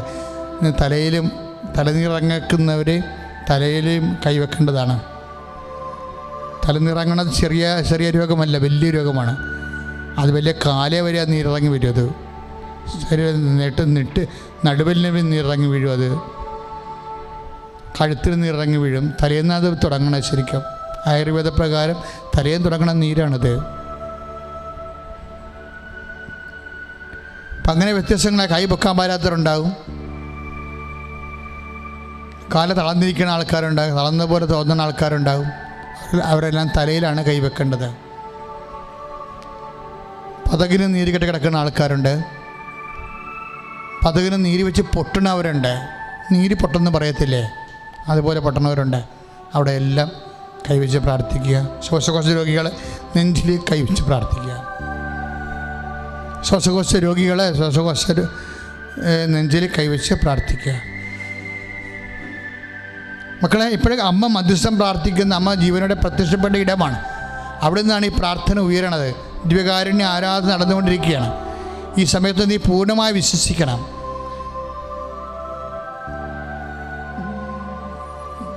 അടിവയറ്റിൽ വേദനയുള്ളവരുണ്ടാകാം.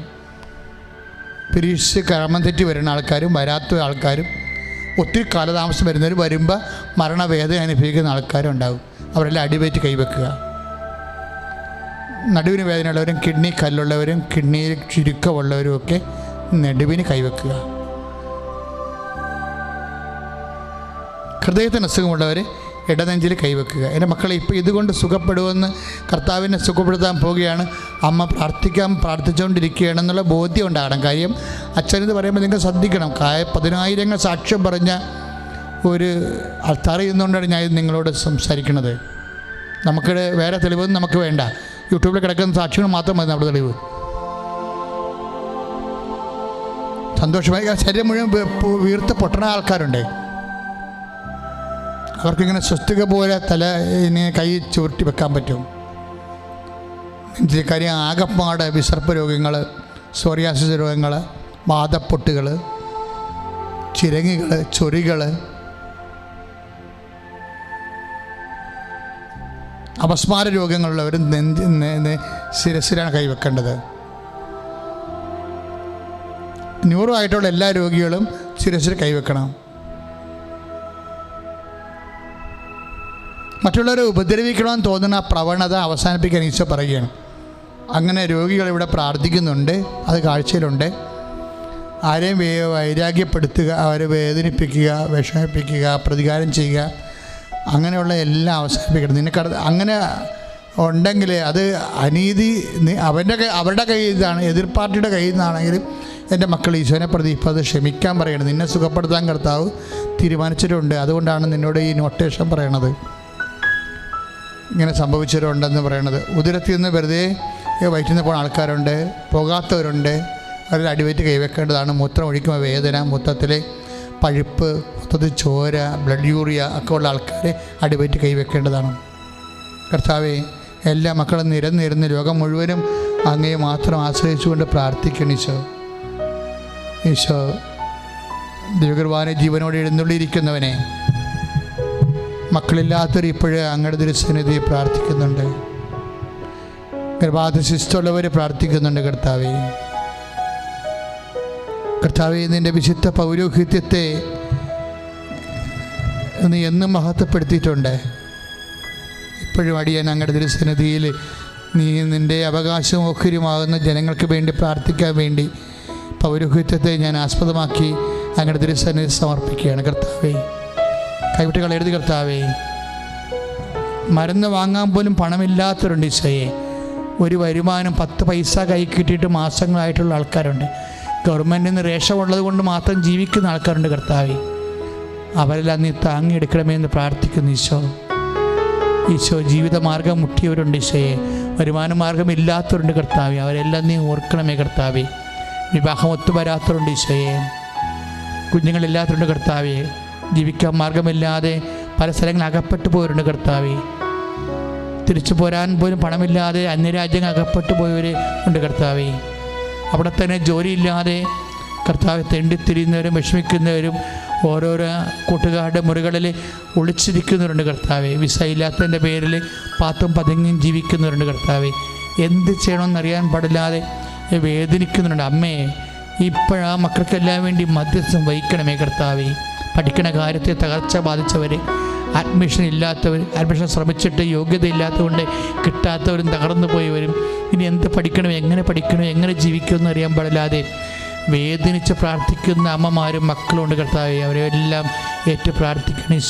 ഈശോ നിരന്തരമായി മരുന്നിലിരിക്കുന്നവരെ അങ്ങേക്ക് ഏൽപ്പിച്ചെന്ന് പ്രാർത്ഥിക്കുന്ന കർത്താവെ, അവരെല്ലാം നീ സ്പർശിക്കണമെന്ന് പ്രാർത്ഥിക്കുന്ന മക്കളെ ഓർത്ത് വേദനിക്കുന്നവർ, സംസാരിക്കാത്ത മക്കൾ, ജന്മനാ കർത്താവെ കഴുത്ത് ഉറക്കാത്ത മക്കൾ, കണ്ണ് കാണാത്ത മക്കളെല്ലാം സമർപ്പിച്ച് പ്രാർത്ഥിക്കുന്നു. മുടി കൊഴിയുന്ന മക്കൾ സമർപ്പിച്ച് തൊലി കർത്താവ് ഞെറിഞ്ഞു വരുന്ന അവസ്ഥകൾ, വിസർപ്പരോഗികളെല്ലാം സമർപ്പിച്ച് പ്രാർത്ഥിക്കുന്നു. കർത്താവെ, വല്ലാത്ത ഉറക്കമുള്ളവരെ സമർപ്പിച്ച് പ്രാർത്ഥിക്കുന്നു. ഉറക്കമില്ലാത്തവരെയും സമർപ്പിച്ച് പ്രാർത്ഥിക്കുന്നു. ഉറക്കം വരാത്തവരെയും സമർപ്പിച്ച് പ്രാർത്ഥിക്കുന്നു. സ്വരം കേൾക്കുമ്പോൾ പേടിയുള്ളവരെ സമർപ്പിച്ച് പ്രാർത്ഥിക്കുന്നു. വിജയമായ സ്ഥലം കാണുമ്പോൾ പേടിയുള്ളവരെ സമർപ്പിച്ച് പ്രാർത്ഥിക്കുന്നു. കർത്താവെ, ഇരുട്ട് കാണുമ്പോൾ പേടിക്കുന്നവരെ, അങ്ങനെ വ്യത്യസ്തങ്ങളായ ഭയങ്ങളുള്ളവരെ ഒക്കെ സംബന്ധിച്ച് പ്രാർത്ഥിക്കുന്ന കർത്താവ്. കണ്ണിന് കാഴ്ച കുറവുള്ളവരെ ഒക്കെ കർത്താവ്, ശരീരം മുഴുവൻ ഊത്തലുള്ളവരെയൊക്കെ സംബന്ധിച്ച് പ്രാർത്ഥിക്കുന്ന കർത്താവ്. കർത്താവരെല്ലാം സ്പർശിക്കണം. ഈശോ നിൻ്റെ വിശുദ്ധ പൗരോഹിത്യത്തെ ഇപ്പോഴും മഹത്വപ്പെടുത്തുന്ന കർത്താവ്. വീണ്ടും കർത്താവ് നിൻ്റെ പഞ്ചക്ഷതങ്ങൾ അടിസ്ഥാനപ്പെടുത്തിക്കൊണ്ട് അടിയം പ്രാർത്ഥിക്കുകയാണ് ഈശോയെ. നിൻ്റെ കരചരണങ്ങളെ ആണിപ്പഴുതുകളെ അനുസ്മരിച്ചുകൊണ്ട് അടിയം പ്രാർത്ഥിക്കണം കർത്താവ്. ഈശോ അങ്ങയുടെ വിശുദ്ധ പൗരോഹിത്യത്തെ ഇപ്പം മഹത്വപ്പെടുത്തണമേ കർത്താവ്. നിൻ്റെ തിരുവിലാലം മുറിവിനെ ആസ്പദമാക്കിക്കൊണ്ട് അടിയം പ്രാർത്ഥിക്കണം കർത്താവ്. ഈശോ സർവാംഗം ചമ്മട്ടടിയേറ്റ് നിൻ്റെ ശരീര പാടുകളെ അനുസ്മരിച്ചുകൊണ്ട് അടിയം പ്രാർത്ഥിക്കുന്ന കർത്താവ്. ആ വിശുദ്ധമായ രക്തം കർത്താവ് ഉള്ളംകാലം മുതൽ ഉച്ചവരെ കർത്താവ് ഇപ്പോൾ പ്രാർത്ഥിക്കുന്ന അനേക ആയിരങ്ങളെ കർത്താവ് അങ്ങ് തളിക്കണമെന്ന് പ്രാർത്ഥിക്കുന്നു. എൻ്റെ കർത്താവിൻ്റെ ഉന്നതമായ നാമത്തിൽ സഭയുടെ അധികാരത്തിൽ കുരിശിൻ്റെ അടയാളത്തിൽ മാരക രോഗങ്ങൾ തീരവേദനകൾ ഇപ്പോൾ സ്പർശിച്ചുകൊണ്ട് യേശുനാമത്തിൽ പ്രാർത്ഥിക്കുന്ന മക്കളുടെ രോഗങ്ങൾ യേശുനാമത്തിൽ സൗഖ്യമാകട്ടെ. ഹല്ലേലൂയ ഹല്ലേലൂയ ഹല്ലേലൂയ ഹല്ലേലൂയ. യേശുവേ നന്ദി. ഹല്ലേലൂയ ഹല്ലേലൂയ. പരിശുദ്ധ പരമദിവ്യകാരുണ്യത്തിന് പ്രിയമുള്ളവരെ, ഓട്ടിസം ബാധിച്ച കുഞ്ഞുങ്ങൾ, അതുപോലെ തന്നെ ഗർഭാശയത്തിലെ കുഞ്ഞുങ്ങളാണ്. അതിനെടുത്ത് കളയാൻ ഡോക്ടർ പറഞ്ഞിരിക്കുന്നു. എടുത്തു കളയാൻ അമ്മയ്ക്കൊരു മനസ്സും ഇല്ല, അത് വളരണില്ല എന്നാണ് പറയണത്. അവ ഗർഭാശയത്തിന് ഇങ്ങനെ കുറേ തകർച്ചകൾ, അങ്ങനെയുള്ള അടിമക്കൾ, വയറ്റിൽ കുഞ്ഞുങ്ങളെ ദൈവം തന്നിട്ടുള്ളവരെ ദൈവനാമത്തിൽ അടിവെറ്റ് കൈവച്ചുകൊണ്ട് പ്രാർത്ഥിക്കേണ്ടതാണ് ഈ സമയം. പരിശുദ്ധ അമ്മ നിങ്ങളുടെ ഉദരത്തെ സ്പർശിക്കുന്ന സമയമാണിത്. ഈശോ നമ്മളെ അനുഗ്രഹിക്കുന്ന സമയം, അമ്മ മധ്യസ്ഥം വഹിക്കുന്ന സമയമാണ്. കർത്താവേ, മാനസിക രോഗമുള്ളവരെ ഞങ്ങൾ ഈ സമയത്ത് ഓർത്ത് പ്രാർത്ഥിക്കുന്നുണ്ട്. പക്ഷെ മാനസിക രോഗമുള്ളവരുടെ വീട്ടിൽ കഴിയുന്ന ആൾക്കാരെ അവർക്ക് സമാധാനമില്ല, രാത്രി ഉറക്കമില്ല. ഇവരുടെ അലർച്ചയും ബഹളവും ആവശ്യമുള്ള ഇല്ലാത്തതും ചോദിക്കുകയും പറയുകയും കർത്താവെ കൊന്നു കളയാനുള്ള ദേഷ്യം വരെ മനസ്സിൽ തോന്നണ കാരണം പ്രാർത്ഥിക്കാൻ പോലും തകർന്നു പോയ മനസ്സുകളാണ്. പ്രാർത്ഥിക്കാൻ പോലും പറ്റാത്ത മാനസികാവസ്ഥ ഉള്ളവർ, ഇടിഞ്ഞു പൊളിഞ്ഞ കുടുംബങ്ങൾ, അവർ തകർത്ത് കഴിഞ്ഞ കുടുംബങ്ങൾ, മദ്യപാനികൾ തകർത്ത കുടുംബങ്ങൾ, തകർത്ത് കളഞ്ഞ സംസാരം കൊണ്ട് തകർത്ത് കളഞ്ഞ മനസ്സുകൾ. ഇങ്ങനെ എന്ത് ചെയ്യണം, എവിടെ ഓടിപ്പോണം, വല്ലപാടും ചത്താ മതിയായിരുന്നു, അല്ലെങ്കിൽ പണ്ടാരം ചത്താ മതിയായിരുന്നു എന്നൊക്കെ ചിന്തിച്ച് പ്രാഗി ജീവിതം തകർന്നുകൊണ്ടിരിക്കുന്നവരുടെ മനസ്സുകളെ കർത്താവിൻ്റെ വിശുദ്ധമായ രക്തം തളിക്കപ്പെടട്ടെ. കർത്താവിൻ്റെ വിശുദ്ധമായ രക്തം തളിക്കപ്പെടട്ടെ. കർത്താവിൻ്റെ വിശുദ്ധമായ രക്തം തളിക്കപ്പെടട്ടെ. സ്തുതിക്കട്ടെ ഹല്ലേലൂയ. കർത്താവിൻ്റെ ഉന്നതമായ നാമത്തിൽ സഭയുടെ അധികാരത്തിൽ കുരിശിൻ്റെ അടയാളത്തിൽ മാരക രോഗങ്ങളും മാനസിക രോഗങ്ങളും യേശുവിന്റെ നാമത്തിൽ സൗഖ്യമാകട്ടെ.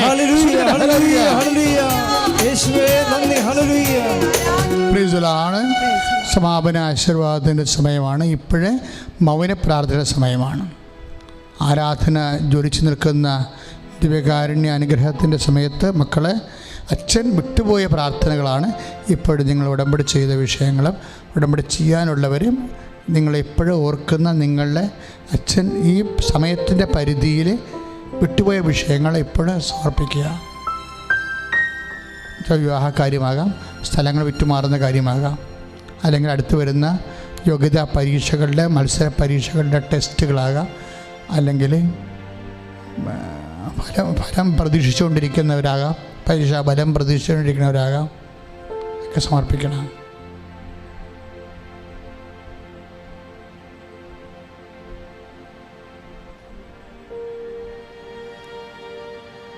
കൈ നെഞ്ചത്ത് വെച്ച് കണ്ണടച്ചാണ് പ്രാർത്ഥിക്കേണ്ടത്.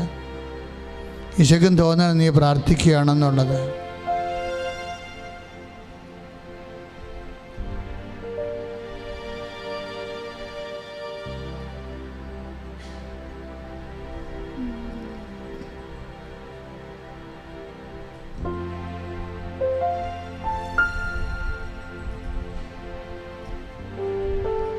പ്രിൻസിലാണ് ആശീർവാദം സ്വീകരിക്കുക.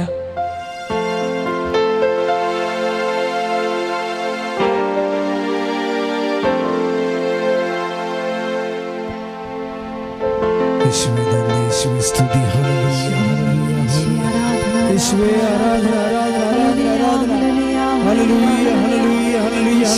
നന്ദി, ആരാധന.